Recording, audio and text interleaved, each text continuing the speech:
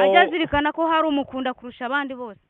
Njye nibyo mba ndi kuvuga ubu ngubu dufashe icyuma gipima imitima y'abantu ku rugero rw'abantu bakundana, wasanga umutima wanjye ushyizeho icyuma cyaturika bitewe n'urukundo nkunda mbonye.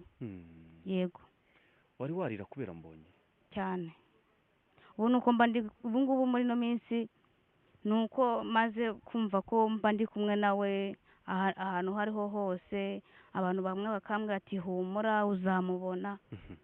Mbere narariraga cyane nkarira nkicara nkarira, ariko bitewe n'uko ndi kugenda nsubizwa buhoro buhoro, genda mpura n'abantu batandukanye babasha kumpoza nawe, bigenda bigabanuka, numva ko ntuje. Ariko niyo mubonye cyangwa se niyo aririmba, umutima utera ukuntu nyine ugasimbagurika. ubu uricara ugashushanya ukabona neza neza mwakoze ubukwe wambaye agatimba Yego, muri kumwe. yego. Urabitekereza se?